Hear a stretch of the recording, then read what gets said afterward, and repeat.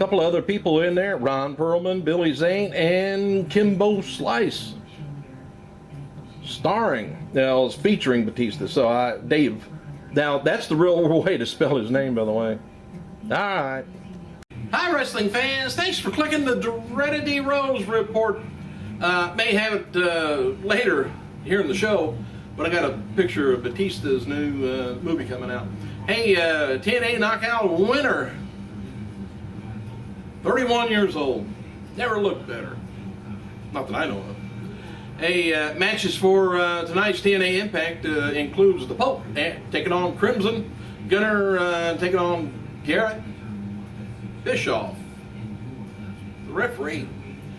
All right, Zima Ions taking on Jesse Sorensen. And then we got Knockout Tag Team Champions Gail Kim and Madison Rain taking on Mickie James and Velvet Sky. Oh, who else? Looks like MTV's Ronnie and Eric Young taking on Rob Terry and Robbie E.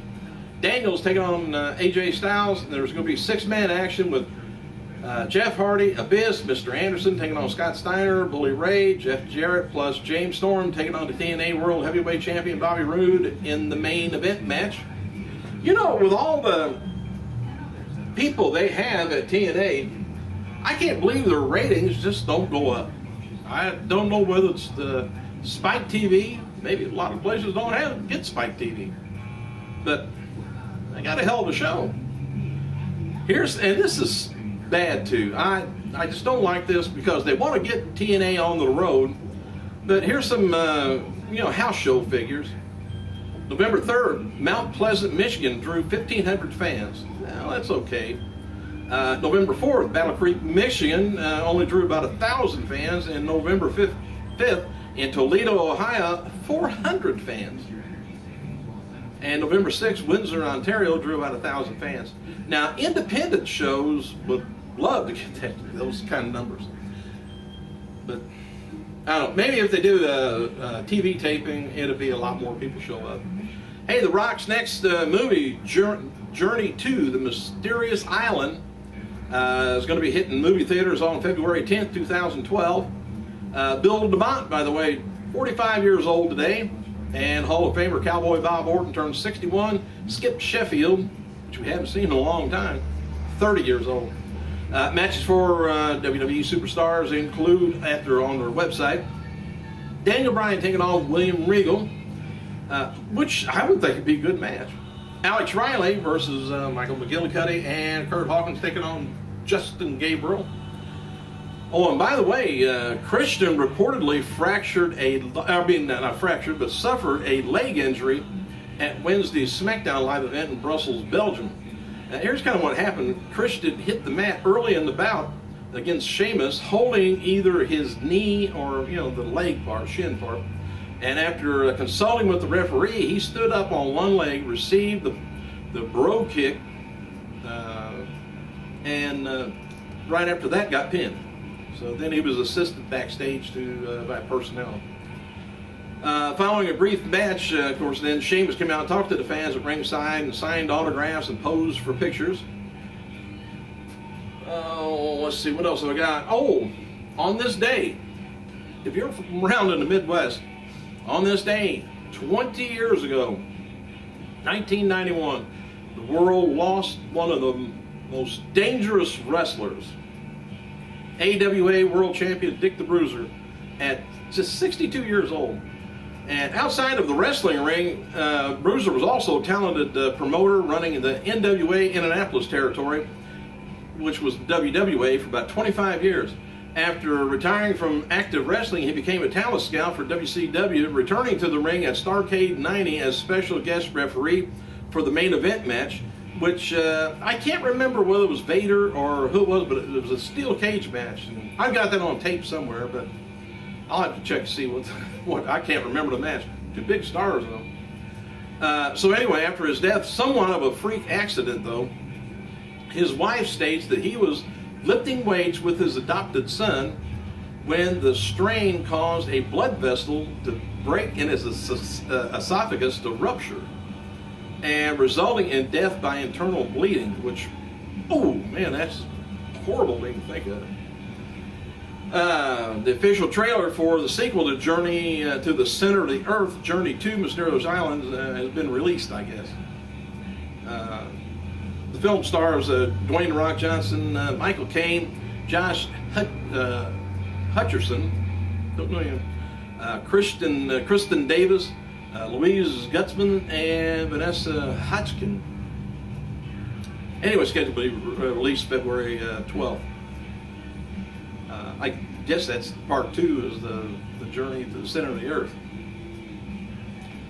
Anyway, it says here, Mysterious Island was filmed in 8 locations, the movie was filmed in 8 locations in Hawaii, but predominantly the parts were at a certain ranch and also in Hawaii, and also was taken in Wilmington, North Carolina. Never in the center of the earth, though.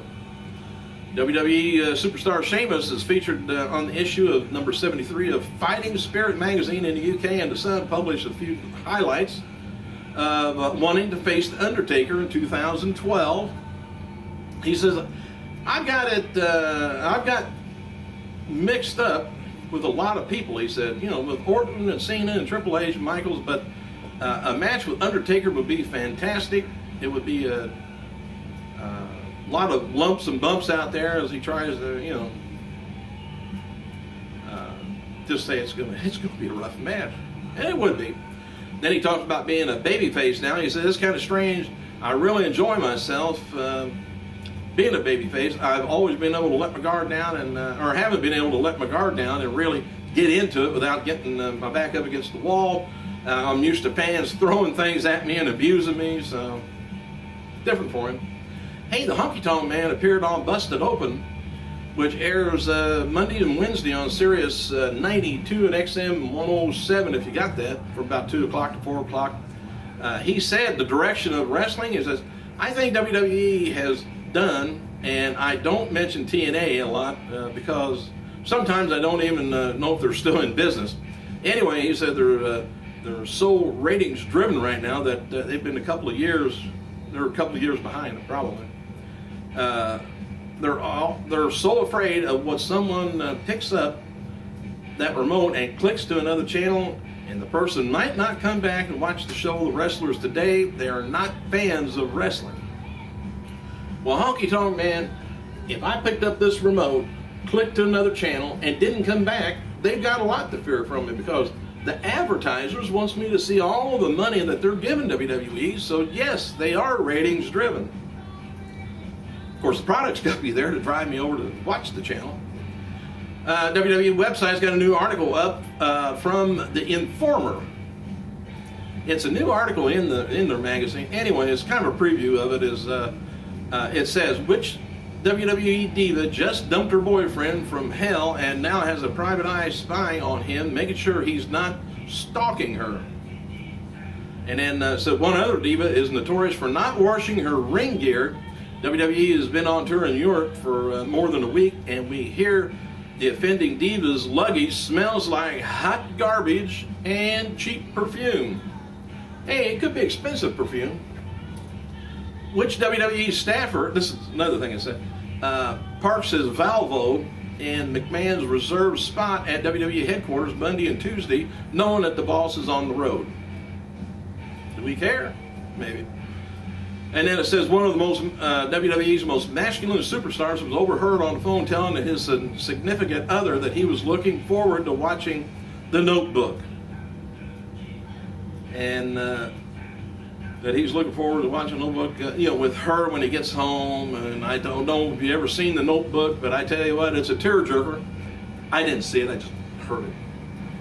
And which unfortunate diva got stuck with a bill for a very late return and extra cleaning fees after her rental car had been reportedly boosted from a rest stop in Georgia.